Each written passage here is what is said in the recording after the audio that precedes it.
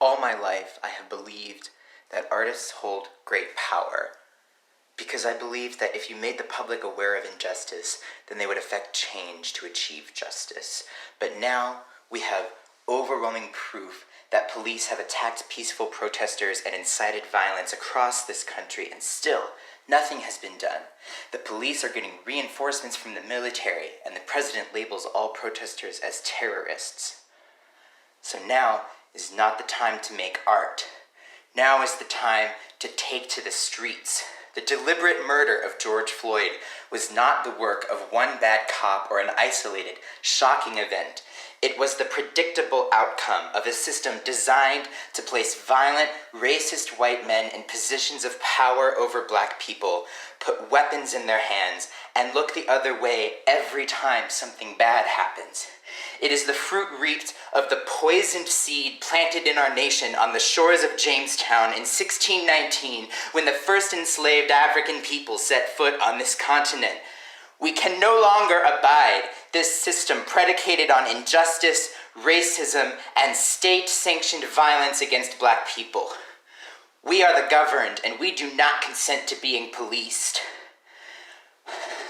One more white voice preaching platitudes is insignificant in the face of this legacy of 400 years of violent, systemic racism in this country, upheld in institutions that have yet to be dismantled, institutions that have been militarized and weaponized with the goal of silencing the people crying out for justice. So for the foreseeable future, I will not be working on or releasing any new music.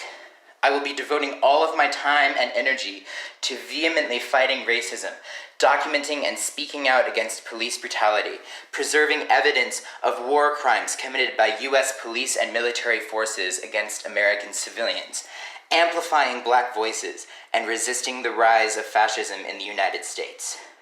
It is not enough to just be ourselves, not racist. We must all be vocally anti-racist, anti-fascist, anti-police and military brutality, and amplifying the black voices in our communities. We must all make their needs, their rights, and their safety our collective demands, because until every white person is willing to come out and say things that might make them uncomfortable, say things like, yes, the police is a racist institution. The police should be demilitarized and defunded. Say that the system itself is flawed and needs to be dismantled and replaced. Say that we need sweeping top-to-bottom criminal justice reform beginning with the abolition of the police, until every white person is willing to say those things and shout those things and not shut up about all of these things until those who are in power are forced to listen to us or are removed.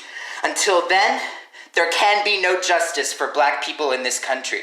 Until then, black lives will not matter in the eyes of the institutions supposedly designed to serve and protect our people. So until then, we must all say loudly, with one voice, again and again and again and again, Black Lives Matter.